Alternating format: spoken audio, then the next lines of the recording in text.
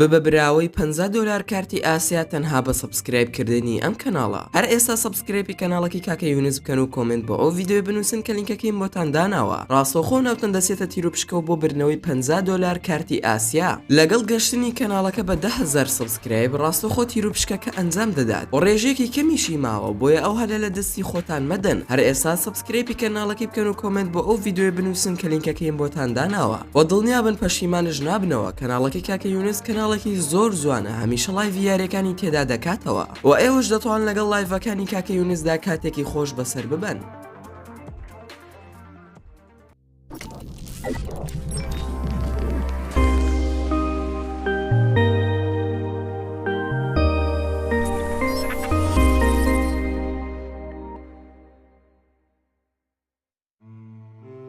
سڵاوتان لەبێ هاوڕێیان، خۆشحاڵم کە دووبارە لە ڤیدیۆیەکی نوێدا گەڕامەوە لای ئێوەی ئازیز و خۆشەویست. پێشتر لەوانەیە کاردانەوەی تاوانبارەکانمان بینی بێ کاتێک بڕیاری لە سێدارەدانیان بۆ دەردەچێت. هەندێکیان بورانەوە، هەندێکشان دەستیان کرد بە گریان و هەندێکشان دەمارگیریان توشبوو بەهۆی بڕیارەکەوە.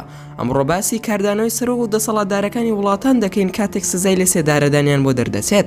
لەگەڵمان بن. پێنجەم، عومەری موختار پێشڕەوی سنووسیەکان بوو لە لیبیادا. ئەم پیاوە لە تەمەنی 35 ساڵیەوە بوو ماوەی 20 ساڵ شەڕی لەگەڵ ئیتاڵیەکان کردووە، تاوەکو دەستگیر کراو لە دادگا بڕیاری لە سێدارەدانی بۆ دەرچوو. هەرچەندە ئەو کات تەمەنی 75 ساڵ بوو و زۆر پیر و پەککەوتە بوو، بەڵام هەر فەرمانەکە جێبەجێ کرا.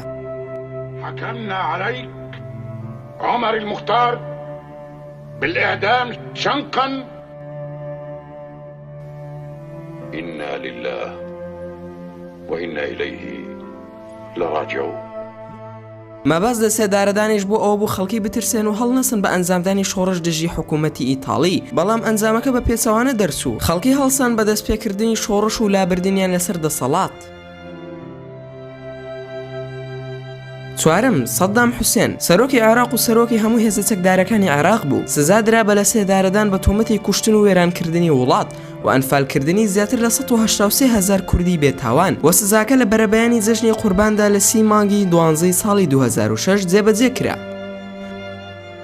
الحكم على المدان صدام حسين المجيد بالإعدام شنقا حتى الموت لارتكاب قتل عمد كجريمة ضد الإنسانية وفق المادة العملاء.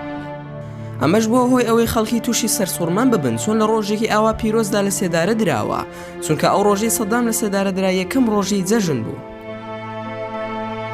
سێەم، نیکۆلای چاوشیسکۆ دیکتاتۆرێکی شیوعی بوو. ڕۆمانیا لەژێر دەسەڵاتی بوو لە ساڵی 1965 تاوەکو 1989 و بە ڕاپەڕینێک لەسەر حکم لابرا و بە دادگایەکی سەربازی دوو کاتژمێری فەرمانی لە سێدارەدانی بۆ دەرکرا.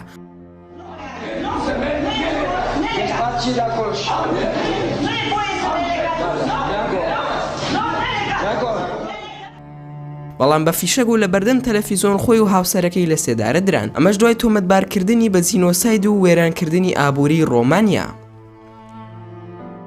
دووەم، بەرزان ئیبراهیم حەسەنی تکریتی زڕبرای سەدام حوسێنە و پۆستی بەرزی هەبوو لە حکوومەتی عێراقی زاراندا و فەرمانی لە سێدارەدانی بۆ دەرکرا. قررت المحكمة الحكم على المدان برزان إبراهيم الحسن بالإعدام شنقا حتى الموت.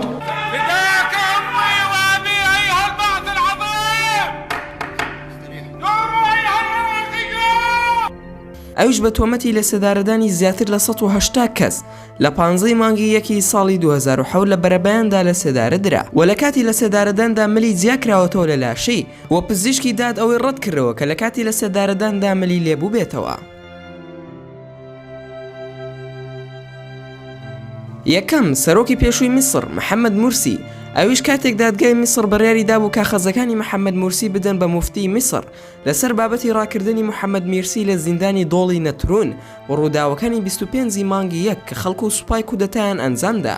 بەم بڕیارش بێت ئەمە یەکەم سەرۆکی میسرە کە بڕیاری لە سێدارەدانی بۆ دەرکراوە.